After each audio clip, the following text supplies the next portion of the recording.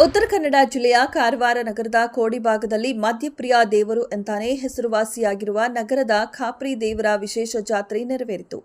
ಮದ್ಯದ ಬಾಟಲಿಗಳನ್ನು ನೈವೇದ್ಯ ಪಡೆದುಕೊಳ್ಳುವ ಖಾಪ್ರಿ ದೇವರ ಜಾತ್ರೆಗೆ ನೂರಾರು ಸಂಖ್ಯೆಯಲ್ಲಿ ಭಕ್ತರು ಆಗಮಿಸಿ ದೇವರ ದರ್ಶನ ಪಡೆದುಕೊಂಡರು. ಭಕ್ತರು ದೇವರಿಗೆ ಹಣ್ಣು, ಕಾಯಿ, ಮದ್ಯದ ಬಾಟಲಿ, ಕ್ಯಾಂಡಲ್, ಸಿಗರೇಟ್ ಅನ್ನು ನೀಡಿ ಇಷ್ಟಾರ್ಥ ಪ್ರಾರ್ಥಿಸಿಕೊಳ್ಳಲು ಭಕ್ತರು ಸಾಲುಗಟ್ಟಿ ನಿಂತಿದ್ದರು.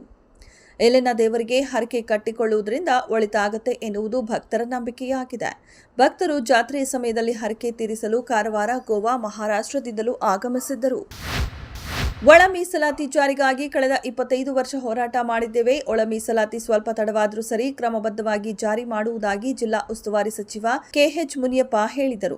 ದೇವನಹಳ್ಳಿ ವಿಧಾನಸಭಾ ಕ್ಷೇತ್ರದ ತೋಬಗೆರೆ ಹೋಬಳಿ ವ್ಯಾಪ್ತಿಯ ಘಾಟಿ ಸುಬ್ರಹ್ಮಣ್ಯ ಕ್ಷೇತ್ರದ ಬಳಿ ವಿಶ್ವ ಜಲ ದಿನಾಚರಣೆಯ ಅಂಗವಾಗಿ ದಿನ್ನೆಕೆರೆಯ ಅಭಿವೃದ್ಧಿ ಕಾಮಗಾರಿಗೆ ಚಾಲನೆ ನೀಡಿ ಅವರು ಮಾತನಾಡಿದರು. ಒಳ ಮೀಸಲಾತಿ ವಿಚಾರದಲ್ಲಿ ಸರ್ವೋಚ್ಚ ನ್ಯಾಯಾಲಯದ ತೀರ್ಮಾನಕ್ಕೆ ಬದ್ಧರಾಗಿದ್ದೇವೆ. ಒಳ ಮೀಸಲಾತಿ ಜಾರಿಗಾಗಿ ನಾಗಮೋಹನ್ ದಾಸ್ ಆಯೋಗ ರಚನೆ ಮಾಡಿದ್ದೇವೆ. ಅವರು ಕೇಳಿದ ಎಲ್ಲಾ ದಾಖಲೆಗಳನ್ನು ಕೊಟ್ಟಿದ್ದೇವೆ. ಶೀಘ್ರದಲ್ಲಿ ಒಳ ಮೀಸಲಾತಿ ಜಾರಿ ಮಾಡಲಾಗುತ್ತೆ ಎಂದರು.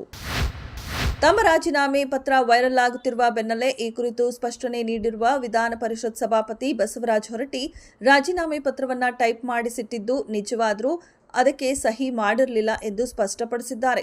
ಹುಬ್ಬಳ್ಳಿಯಲ್ಲಿ ಪತ್ರಕರ್ತರೊಂದಿಗೆ ಮಾತನಾಡಿದ ಬಸವರಾಜ ಹೊರಟ್ಟಿ, ರಾಜೀನಾಮೆ ಪತ್ರವನ್ನು ಟೈಪ್ ಮಾಡಿಟ್ಟಿರುವಂತೆ ನಾನು ಟೈಪಿಸ್ಟ್ಗೆ ತಿಳಿಸಿದ್ದೆ. ಆದರೆ ಆ ಪತ್ರಕ್ಕೆ ನಾನು ಸಹಿ ಮಾಡಿರಲಿಲ್ಲ. ಆದರೆ ಸಹಿ ಮಾಡಿದ ಪತ್ರವನ್ನು ನನ್ನ ಆಪ್ತ ಸಹಾಯಕ ಸೋರಿಕೆ ಮಾಡಿದ್ದಾರೆ ಎಂದು ಹೇಳಿದರು.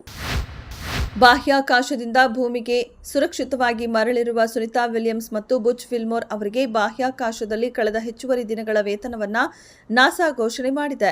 ಇಬ್ಬರು ಗಗನಯಾತ್ರಿಗಳು ದಿನಕ್ಕೆ $5 ಹೆಚ್ಚುವರಿ ವೇತನವನ್ನು ಪಡೆಯಲಿದ್ದು, ಇದು ಅಮೆರಿಕದ ಅಧ್ಯಕ್ಷ ಡೊನಾಲ್ಡ್ ಟ್ರಂಪ್ ಅವರಿಗೆ ಸರಿ ಕಂಡುಬಂದಿಲ್ಲ. ಈ ಹಿನ್ನೆಲೆಯಲ್ಲಿ ಸುನಿತಾ ವಿಲಿಯಮ್ಸ್ ಮತ್ತು ಬುಚ್ ವಿಲ್ಮೋರ್ ಅವರಿಗೆ ತಮ್ಮ ಸ್ವಂತ ಹಣದಿಂದ ಹೆಚ್ಚುವರಿ ವೇತನವನ್ನು ಪಾವತಿ ಮಾಡುವುದಾಗಿ ಡೊನಾಲ್ಡ್ ಟ್ರಂಪ್ ಘೋಷಣೆ ಮಾಡಿದ್ದಾರೆ.